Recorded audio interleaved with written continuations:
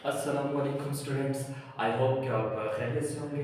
आज हम first year की फेज़ की बुक और जो हमारा चैप्टर है फ्लूइड वाला चैप्टर, और इसमें जो टॉपिक डिस्कस करूंगा मैं आज वो इक्वेशन ऑफ कंटिन्यूटी होगी। मोस्ट इम्पोर्टेंट टॉपिक है ये हमारे पास एग्जाम्स के पॉइंट ऑफ व्यू से। और इसके साथ जो दूसरी कॉम्बिनेशन इक्वेशन है वो हमारे पास बर्नौलीज इक्वेशन है।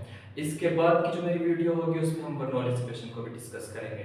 और ये दोनों क्वेश्चंस एग्जाम्स के पॉइंट ऑफ व्यू से बहुत ही ज़्यादा इंपॉर्टेंट हैं। कहीं शॉर्ट क्वेश्चन इसमें से आ जाता होता है या फिर हमारे पास लॉन्ग क्वेश्चन में इनकी डेरिवेशन आ जाती होती है। एमसीक्यूज में आप देखते हो पूछा जाता है, इनकी एप्लीकेशंस के ऊपर बात होती है। जहाँ तक ये कॉन्सेप्चुअली एक बहुत अच्छा हमें कॉन्सेप्ट देती है, इसी के साथ इनकी इंपॉर्टेंस हमारे एग्जाम्स में भी बहुत ज़्यादा है। तो आज हम जिस क्वेश्चन को डिस्कस कर रहे हैं वो हमारे पास है इक्वेशन ऑफ कॉन्टिन्यूटी। तो बच्चों ये इक्वेशन हमें क्या बताती है, इस सारी चीज़ को हम बड़े अच्छे तरीके से भी समझने की कोशिश करते हैं। एक कॉन्सेप्ट है, कॉन्सेप्ट हमने सीखना है। पहले तो हमें इसका कॉन्सेप्ट मिल जाए, क्वेश्चन बताती हमें क्या है, और फिर इसकी चंद स्टेप्स की डेरिवेशन है वो भी आपके सामने अभी मैं ट्राई करवाता हूँ। तो बहुत ईजी है। सबसे पहले आपको मैं एक छोटी सी एग्जांपल देता हूँ, आपने इसको समझना है और फिर आपको बात की समझ आ जाएगी। देखें बच्चों, हमेशा जो हमारे पास फ्लूइड होता है जब वो किसी भी पाइप में से ट्रेवल कर रहा होता है, तो उस वक्त उस फ्लूइड की स्पीड और जिस पाइप में से वो मूव कर रहा होगा उस पाइप की जो ओपनिंग होगी, जो कि क्रॉस सेक्शनल एरिया कहलाएगी, अगर इनका प्रोडक्ट लिया जाए तो वो कांस्टेंट रहेगा हमेशा। देखिए अगर हम एंड पे बात करें तो हमें रिजल्ट कुछ और मिलता है, लेकिन अगर हम एक पाइप के हर पॉइंट पे रिजल्ट चेक करना शुरू हो जाए तो हमें सेम रिजल्ट मिलना शुरू हो जाएगा। हम इस तरह से बोलते हैं, सपोज अगर हमारे पास ये एक पाइप है, इसमें से अगर एक फ्लूइड मूव कर रहा है, जब मूव करते हुए इसके क्रॉस सेक्शनल एरिया में से गुजरेगा, उस वक्त हमने देखना है कि इसकी स्पीड पे क्या फर्क पड़ेगा। क्या इसकी स्पीड पे कुछ फर्क पड़ेगा जब वो उस ओपनिंग में से बाहर की तरफ निकल रहा होगा। तो क्रॉस सेक्शनल एरिया हमारे पास किसी भी पाइप की वो ओपनिंग होती है, वो सुराख होता है गोल, जिसमें से जब आप किसी भी पाइप को किसी भी पॉइंट से काटे तो आपको वैसी ही शेप मिलेगी। इसको हम क्रॉस सेक्शनल एरिया बोलते हैं। ठीक है, जब आप सामने जो ओपनिंग गोल से देख रहे होते हो किसी भी पाइप की, वो हमारे पास क्रॉस सेक्शनल एरिया होता है उसका।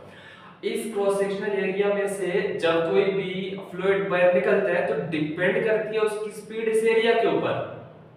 अगर किसी भी पाइप का ये क्रॉस सेक्शनल एरिया स्मॉल होगा तो उस वक्त उस फ्लूइड की, लिक्विड की, जो इस क्रॉस सेक्शनल एरिया में से गुजरेगा उसकी स्पीड इंक्रीज हो जाएगी। ये हमारे पास इसका इनवर्स रिलेशन होता है। और अगर हमारे पास ये क्रॉस सेक्शनल एरिया बड़ा है, पाइप की ओपनिंग बड़ी है, तो जब इसमें से फ्लूइड गुजरेगा तो उसकी स्पीड कम हो जाएगी। इसको प्रैक्टिकली डेली लाइफ में हम लोग इस तरह से एग्जांपल्स को समझ सकते हैं। आपको बड़ा इजी, आपने सब ने ये ऑब्जर्व किया हुआ होगा, जो हमारे पास घरों के अंदर ये जो प्लास्टिक के पाइप होते हैं जिनमें से पानी ट्रेवल कर रहा होता है और वो फ्लो करते हुए जब वो बाहर निकलते हैं तो हम क्या करते हैं, जिस ओपनिंग में से वो बाहर निकल रहा होता है फ्लूइड, अगर हम उसको प्रेस करें तो आप देखते हो कि जैसे ही आप उसको प्रेस करके उसका क्रॉस सेक्शनल एरिया को स्मॉल करते हो तो उस वक्त जो हमारे पास फ्लूइड होता है उसकी स्पीड इंक्रीज हो जाती है। वो हमारे पास फ्लूइड जो कि पहले यहां से बाहर निकल के करीब में गिर रहा था, जैसे ही आप इसे प्रेस करोगे उसकी स्पीड इंक्रीज होगी, वो काफी दूर जाके गिरेगा। इसका क्या मतलब हो, आप अगर क्रॉस सेक्शनल एरिया को स्मॉल कर रहे हो तो गुजरने वाले फ्लूइड की वेलोसिटी क्या हो जाएगी, इंक्रीज हो जाएगी, उसकी स्पीड इंक्रीज हो जाएगी। और जैसे ही आप अपने हाथ को उठाते हो तो वो दोबारा से बड़ा हो जाता है उसका क्रॉस सेक्शनल एरिया और पानी फिर से हमारे करीब में आके गिरता है। इसका मतलब ये हुआ कि वेलोसिटी कम हो गई है फ्लूइड की। जैसे ही क्रॉस सेक्शनल एरिया इंक्रीज हुआ वेलोसिटी कम हो गई है। ऐसा होता है कि नहीं होता? तो हम ऐसे बोल सकते हैं ना कि जो हमारे पास वेलोसिटी और एरिया होते हैं, एरिया उस पाइप का और वेलोसिटी फ्लूइड की, ये आपस में इनवर्स रिलेटेड होते हैं एक दूसरे के साथ। यहाँ पे अगर हम इक्वल और कांस्टेंट लगाएं इस प्रोपोर्शनलिटी साइन की जगह तो हमारे पास 1 और a उसी तरह, और ये a यहां पे आके मल्टीप्लाई होगा और a भी हमें क्या मिल गया, कांस्टेंट। देखें ये a b कांस्टेंट, ये हमारे पास product of a and v equal to constant, ये ही हमारे पास इक्वेशन ऑफ कंटिन्यूटी होती है कि cross sectional area a and the speed of the fluid remains constant is known as equation of continuity। कैसे कांस्टेंट रहती हैं, इन चीजों को हमने अभी समझना है। ये चीज प्रूव करके लानी है हमने a इक्वल टू कांस्टेंट इस इक्वेशन ऑफ कंटिन्यूटी के अंदर। तो ये हमने प्रूफ एक बिल्कुल एक एग्जांपल से लेके आपको समझाने की कोशिश की है। इस तरह से प्रूफ इसका नहीं होगा, एक पूरी हमने डेरिवेशन करनी है। अभी प्रूफ आखिर में यही हो जाएगा a इक्वल टू कांस्टेंट, ठीक है, जिसको अभी मैंने एक स्टेप एक दो स्टेप में a इक्वल टू कांस्टेंट यहाँ पे लिखा है, इसको मैंने अभी पूरे तरीके से प्रूफ करना है। तो वो प्रूफ इसका कैसे हो जाएगा, और फिर से इसकी थोड़ी हम स्टार्ट में स्टेटमेंट को देख लेते हैं जो यहाँ पे मैंने बोर्ड पे लिखी हुई है, इसको भी आप माइंड में रख लें। इसी स्टेटमेंट को समझते हुए हमने फिर आखिर तक इसको लेके जाना है और a इक्वल टू कांस्टेंट को प्रूव करके लाना है। तो बच्चों यहाँ पे आप देखें, जब भी आप इस इक्वेशन को लिखना स्टार्ट करेंगे तो फर्स्ट ऑफ ऑल आप इसकी स्टेटमेंट को यहाँ पे लिखेंगे, एक्सप्लेन करेंगे। जब आप एग्जाम्स में भी लिख रहे होंगे तो सबसे पहले आपने इसकी स्टेटमेंट को लिखनी है। ये हमें क्या बता रही है इसकी स्टेटमेंट, आइडियल फ्लूइड के बारे में होगी, ये भी याद रखना है।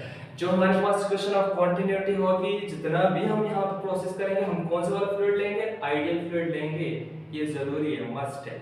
ये आइडियल फ्लूइड के लिए भी इक्वल टू कांस्टेंट हम प्रूव करके लेके आ रहे होते हैं। आइडियल फ्लूइड कौन सा होता है, उसकी प्रॉपर्टीज भी आप सुन लें बच्चों।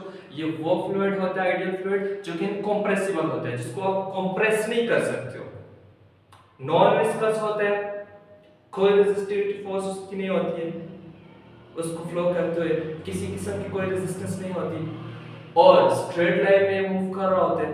यहाँ पे मैंने इसकी कुछ प्रॉपर्टीज लिखी हैं। तो मोस्ट इंपोर्टेंट प्रॉपर्टी आपने याद रखनी है, इनकंप्रेसिबल होता है, आप इसे कंप्रेस नहीं कर सकते हो, प्रेस नहीं कर सकते हो इस फ्लूइड को।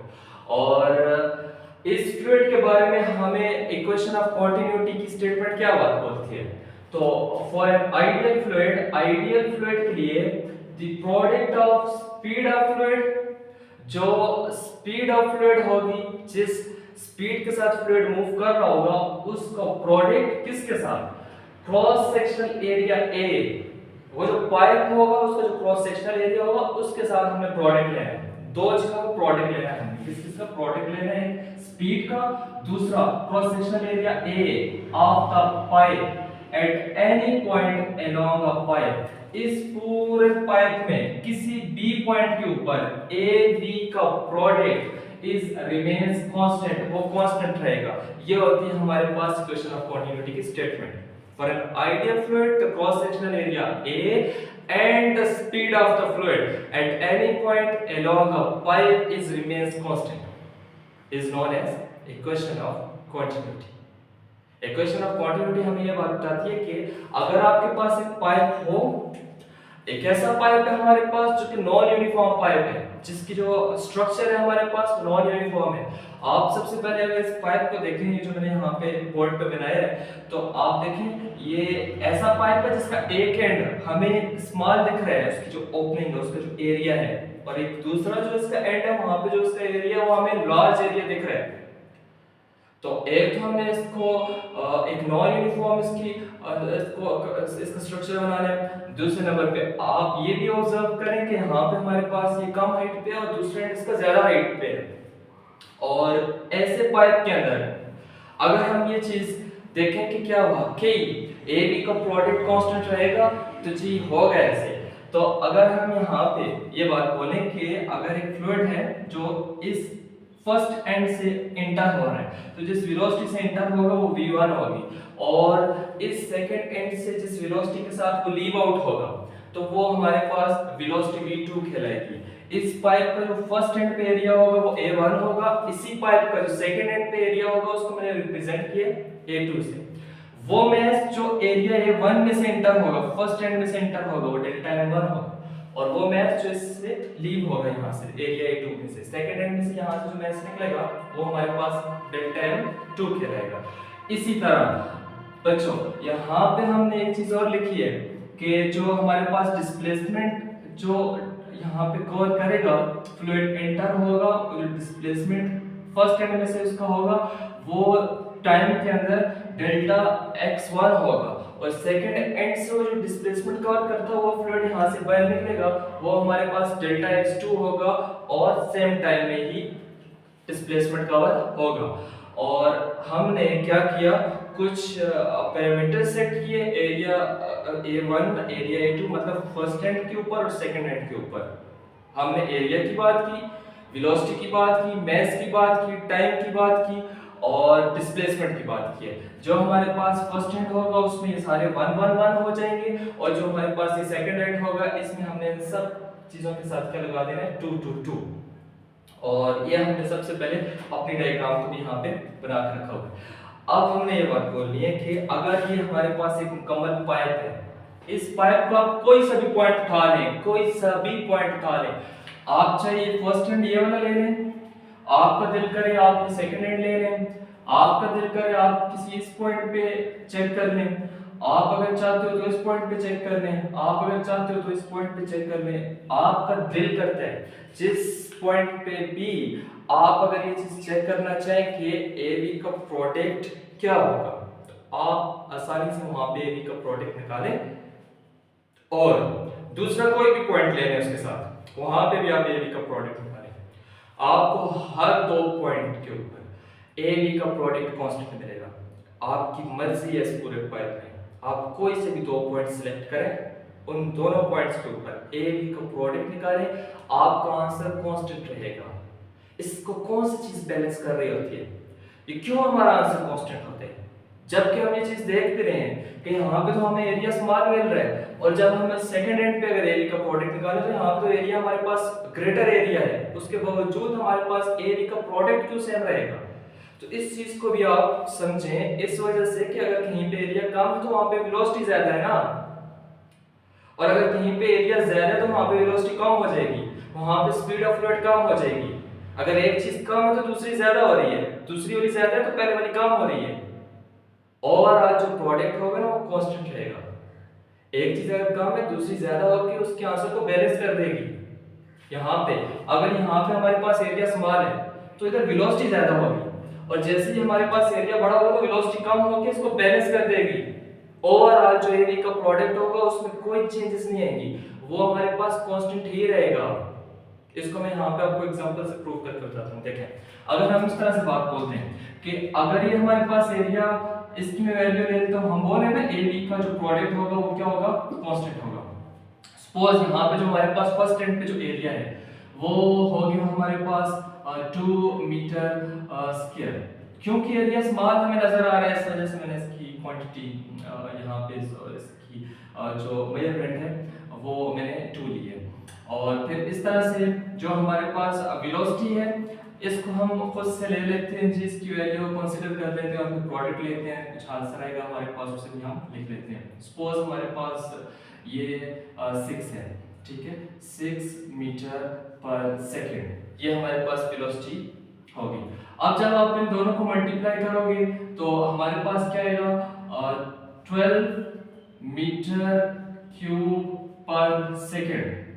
ये ए भी हमारे पास इसका जो प्रोडक्ट बन के आया, एरिया मैंने क्या कंसीडर किया हुआ था, कितना है हमारे पास 2 मीटर स्क्वायर, और जो फ्लूइड की यहां से वेलोसिटी होगी इतने स्मॉल एरिया में से वो 6 मीटर पर सेकंड है। सपोज बहुत ज्यादा है, आप इसे बहुत ज्यादा कंसीडर करें और इसको बहुत स्मॉल। और जब हम इन दो को मल्टीप्लाई करेंगे इनका प्रोडक्ट आएगा हमारे पास, वो आ गया 12 मीटर क्यूब पर सेकंड। बिल्कुल इस तरह एक मैंने फर्स्ट हैंड लिया इस पाइप का और दूसरा यहाँ पे मैं इसी पाइप का एक सेकंड हैंड लेता हूँ और इस एंड पे भी एबी का प्रोडक्ट निकालता हूँ। अब आपको देखने में दोनों एंड्स बिल्कुल इनकी शेप, इनका साइज, इनका स्ट्रक्चर बिल्कुल नॉन यूनिफॉर्म लग रहा है। यहाँ पे बहुत स्मॉल सा हमें एरिया नजर आ रहा है और यहाँ पे तो काफी लार्ज है, तो लेकिन जब हम एबी का प्रोडक्ट निकालेंगे तो उस पर कोई फर्क नहीं आना। वो कैसे, आप कैसे यहाँ पे देखें, हमने यहाँ पे भी क्या कर रहे हैं, एबी का प्रोडक्ट लेना है और वो कांस्टेंट ही होना चाहिए। हम सपोज कर लेते हैं इस पर एरिया हमारे पास ज्यादा है, पहले एरिया कम था तो मैंने इसको 2 मीटर क्यूब 2 मीटर स्क्वायर लिखा हुआ था इसकी जो हमारे पास मेजरमेंट थी, और यहाँ पे मैं सपोज कर लेता हूँ कि क्योंकि अब हमारे पास एरिया ग्रेटर हो गया तो इस वजह से मैं इसे बोल देता हूँ ये हमारे पास 6 मीटर स्क्वायर एरिया। और जब एरिया ज्यादा हो जाएगा तो अभी मैंने आपको स्टार्ट में बात बताई है, एरिया ज्यादा होने से जो फ्लूइड की स्पीड होती है वो कम हो जाती है। तो यहाँ पे तो एरिया कम था तो फ्लूइड की स्पीड ज्यादा थी, लेकिन जैसे ही एरिया ज्यादा हो गया तो फ्लूइड की स्पीड कम होगी। सपोज मैं ये बात बोल देता हूँ कि वो 6 से कम होके 2 मीटर पर सेकंड हो गई है। तो अगर हम यहाँ पे भी इन दो का प्रोडक्ट लें तो ये हो जाएगा 12 मीटर क्यूब पर सेकंड। और ये चीज आपने अब देख ली कि दोनों एंड्स के ऊपर चाहे उनकी जो शेप, साइज और जो उनका एरिया था वो बेशक डिफरेंट भी हो, लेकिन अगर हम उनका प्रोडक्ट लें एरिया का वेलोसिटी के साथ, तो चाहे इस पाइप का कोई सा भी पॉइंट हो, ए बी का प्रोडक्ट कांस्टेंट रहेगा। ये चीज हमें इक्वेशन ऑफ कंटिन्यूटी बताती है। इसकी स्टेटमेंट को एक बार फिर से पढ़ते हैं, आपको बात क्लियर हो जानी चाहिए। फॉर एन आइडियल फ्लूइड, और ये फ्लूइड आइडियल होना चाहिए। आइडियल फ्लूइड के लिए the product of speed of fluid मतलब velocity v and the cross sectional area of the pipe, और पाइप का जो क्रॉस सेक्शनल एरिया होगा a at any point along the pipe, इस पूरे पाइप में किसी भी पॉइंट के ऊपर आपका दिल करता है इन दो पॉइंट्स को ले लें, इन दो पॉइंट्स को ले लें, इन दो पॉइंट्स को आपस में कंपेयर करें। मैंने जैसे भी आपके सामने कंपेयर किया, एक फर्स्ट एंड को एक सेकंड एंड जो लास्ट एंड था इस पाइप का, ये आपके लिए जरूरी नहीं आप हमेशा फर्स्ट और लास्ट एंड को कंपेयर करेंगे। पूरे पाइप में किसी भी पॉइंट के ऊपर ए बी का प्रोडक्ट लें, दो पॉइंट्स लें, उनको कंपेयर करें, ए बी का प्रोडक्ट लें, ए बी का प्रोडक्ट कांस्टेंट ही रहेगा। वो क्या रहेगा? इट रिमेंस कांस्टेंट, उसमें चेंज नहीं होना। यही हमारे पास होती है इक्वेशन ऑफ कंटिन्यूटी। अब इस एरिया के प्रोडक्ट को कांस्टेंट हमने प्रूव करना है, तो इसके प्रूफ करने के लिए हम यहाँ पे इसके भी डेरिवेशन स्टार्ट करते हैं। तो आपने बच्चों कुछ स्टेप्स को याद रखने हैं, सिर्फ 3 स्टेप्स के साथ हमने इसकी डेरिवेशन को प्रूफ करना है। इंतहाई इजी डेरिवेशन होगी, कोई ज्यादा लॉन्ग डेरिवेशन और कॉम्प्लिकेटेड डेरिवेशन की तरफ हम लोग नहीं जाएंगे। आपने 3 स्टेप्स को याद रखना है जो यहाँ पे हमारे पास यहाँ पे यूज होंगे डेरिवेशन के लिए। जुबानी आपके माइंड में हो तो फौरन से इसके डेरिवेशंस को कर सकते हो। तो इक्वेशन ऑफ कंटिन्यूटी को करने के लिए 3 स्टेप्स हमें जरूरत पड़ेंगे। फर्स्ट, जो सबसे पहले फार्मूला हम यूज करेंगे वो डेंसिटी का यूज होगा। सेकंड नंबर पे जो हमें स्टेप हमारा होगा, जो फार्मूला यूज होगा इस डेरिवेशन के अंदर, वो वॉल्यूम का होगा। थर्ड नंबर पे जो हमारे पास फार्मूला यूज होगा इक्वेशन ऑफ कंटिन्यूटी की डेरिवेशन को सॉल्व करने के लिए, वो हमारे पास होगा displacement. Density, volume and displacement, इनको इसी तरतीब के साथ आपने फार्मूलास को पुट करना है, और आखिर में आप देखेंगे हमारे पास ए बी का जो हमारे पास प्रोडक्ट होगा वो कांस्टेंट रहेगा। अच्छा, तो अब यहाँ पे आप देखें बच्चों, ए बी का हमने प्रूफ करना है कि A B equal to constant. ये कैसे हमारे पास कांस्टेंट होगा? अच्छा, तो सबसे पहले हम law of conservation of mass को यूज करेंगे। तो ये हमारे पास यहाँ पे आप देखें जी, law of conservation of mass को हम इस तरह से बोलते हैं कि जितना मास एंटर होगा पाइप के अंदर उतना ही मास पाइप से लीव भी होगा। बच्चों यहाँ पे आप देखें कि अगर हमारे पास एक पूरा मुकम्मल पाइप है, यहाँ से हम जितना फ्लूइड एंटर करेंगे इस एंड से, उतना ही दूसरे एंड से वो फ्लूइड लीव हो जाएगा। इसको बोलते हैं law of conservation of mass. Mass में कोई कमी ज्यादती नहीं होगी, ठीक है? जितना एंटर करोगे उतना ही, जैसे आप पाइप के एक एंड से एक ग्लास पानी डालें, दूसरे एंड से उतना ही निकलेगा। तो ये होता है लॉ ऑफ कंजर्वेशन ऑफ मास। तो जितना मास एंटर होगा इस पाइप के अंदर, उतना ही मास यहां से बाहर भी जाएगा। तो वो डेल्टा m1 इक्वल होगा डेल्टा m2 के। हमने सबसे पहले यहाँ पे ये लिख लिया। अब हमने लॉ ऑफ कंजर्वेशन ऑफ मास से अपनी डेरिवेशन को स्टार्ट करना है, और हमारे पास स्टेप्स ये 3 होंगे, डेंसिटी का, उसके बाद वॉल्यूम का, और फिर डिस्प्लेसमेंट का। तो फर्स्ट हम सबसे पहले डेंसिटी वाला फार्मूला यूज करेंगे। तो मास को हमने फॉरन डेंसिटी में कन्वर्ट करना है, तो हम देखेंगे डेंसिटी का फार्मूला यूज करें तो क्या उसमें मास आता है? हाँ आता है। डेंसिटी हमारे पास किसके बराबर होती है? हम बोलते होते हैं ना, डेंसिटी होती है मास पर यूनिट वॉल्यूम। हमने ये बात बोली है। अच्छा, जब हम ये बात बोलते हैं तो हम यहाँ पे मास के लिए अगर इलाका से रिलेशन बनाए तो ये रो v हो जाएगा। आप यहाँ पे उठा के पुट करें रो v, और यहाँ पे भी क्या आ जाएगा? रो v। ये हमारे पास वेलोसिटी है, इसको सॉरी वॉल्यूम है, इसको आपने कैपिटल V रखना है। आपको यहाँ पे देखना चीज मिक्स नहीं कर देनी है, इसको आपने वेलोसिटी नहीं समझ जाना। ये हमारे पास वॉल्यूम होगा, ये मास पर यूनिट वॉल्यूम होता है। वॉल्यूम के लिए हम कैपिटल V लिख लेते हैं, ठीक है? अब ये मास m1 था, ये मास m2 था, तो यहाँ पे रो 1 v1, रो 2 v2 हम ऐसे कर लेंगे, ठीक है? सबसे पहले हमने ये बात की कि जो हमारे पास मास होगा उसको हमने कन्वर्ट कर दिया डेंसिटी वाले फार्मूले में, और ये फार्मूला हमारा फर्स्ट स्टेप तो हो गया डेंसिटी वाला। उसके बाद हमने वॉल्यूम पे आ जाए। अब ये जो आपको वॉल्यूम नजर आ रहा है इसका फार्मूला यूज करेंगे हम। तो वॉल्यूम को हम यहाँ पे कैसे निकालेंगे बच्चों? हमारे पास वॉल्यूम होते हैं length into width into height, और हमें पता है लेंथ इनटू विड्थ किसके बराबर होती है? एरिया इनटू हाइट, ऐसा ही होता है। अच्छा, अब एरिया तो हमारे पास A1 है, इस तरफ वाला एरिया हमारे पास A2 है। ये जो हाइट है, हाइट को हम कैसे निकालेंगे? तो हाइट के लिए हमने ये काम करना है, जो आपको डेल्टा x1 नजर आ रहा है ये हमारे पास हाइट होगी। देखिए पाइप हमारे पास इस तरह हॉरिजॉन्टली पड़ा हुआ है, जैसे हमारे पास ये मार्कर है ये हॉरिजॉन्टली पड़ा हुआ है ऐसे, ठीक है। जैसे ये पाइप है ना, वैसे आप समझे ये हमारे पास पाइप है, मार्कर ऐसे हॉरिजॉन्टली पड़ा हुआ है तो पाइप भी ऐसे ही पड़ा हुआ है आपके सामने। अगर इस मार्कर को मैं ऐसे घुमा के सीधा कर दूं और इस पाइप को यहां से बिल्कुल ऐसे रोटेट करके सीधा कर दूं, तो जो आपके पास डेल्टा x1 होगा ये हमारे पास जैसे ही पाइप ऊपर सीधा हो जाएगा ये हमारे पास हॉरिजॉन्टल नहीं रहेगा बल्कि हाइट में चला जाएगा और ये हमारे पास हाइट कहलाएगा। और जो हमारे पास वॉल्यूम होगा वो a इनटू डेल्टा x1 हो जाएगा ऐसे।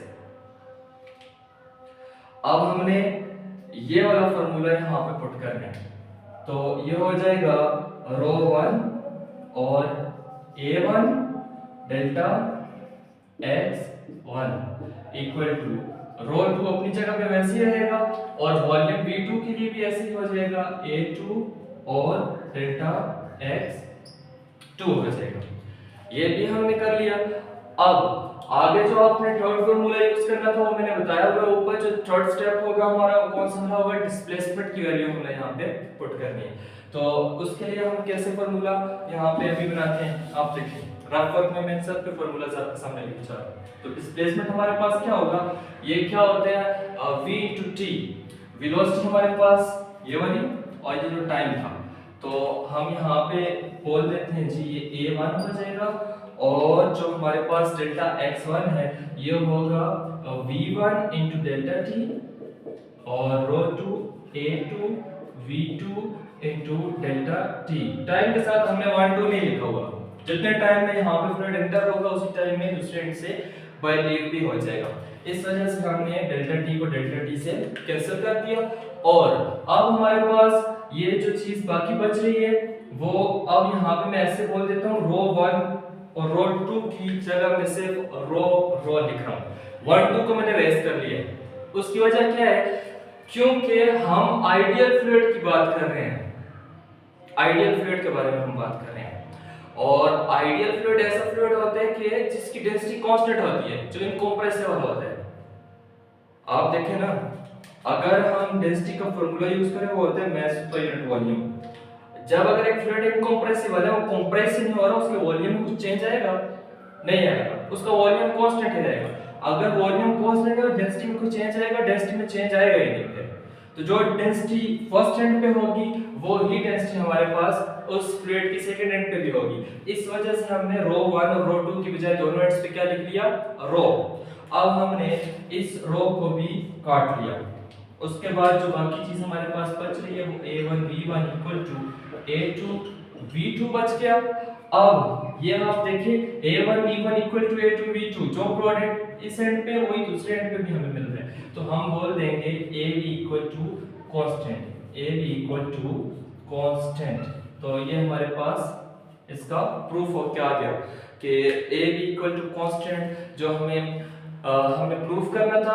इक्वेशन ऑफ कंटिन्यूटी हमें बोलती यही है, बताती यही है कि जो पूरे पाइप के अंदर किसी भी पॉइंट के ऊपर अगर हम ए बी का प्रोडक्ट लेंगे वो कांस्टेंट होगा। इस चीज को हमने कॉन्सेप्चुअली भी समझा और इसको हमने प्रूफ करके भी बोल दिया, बता दिया। अब एक और तरीके से भी आप इसकी डेफिनेशन को बोल सकते हो कि rate of flow of volume through out the pipe is remains constant.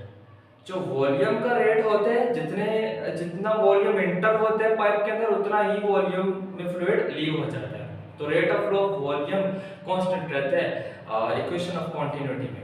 हम इसको भी एक्सप्लेन इस तरीके से भी कर सकते हैं। तो बच्चों आज का यही हमारा टॉपिक था इक्वेशन ऑफ कंटिन्यूटी। इससे रिलेटेड अगर आपका कोई भी क्वेश्चन हो आप कमेंट्स के अंदर पूछ सकते हो। वीडियो को ज़्यादा से ज़्यादा अपने फ्रेंड्स के साथ भी शेयर करें और अगली वीडियो के लिए आप लोगों ने मेरे साथ रहना है। और क्योंकि इस इस टॉपिक के साथ ही कंपेरेबल टॉपिक है हमारा, जो कि वो नॉन एजुकेशन होगा। Thank you.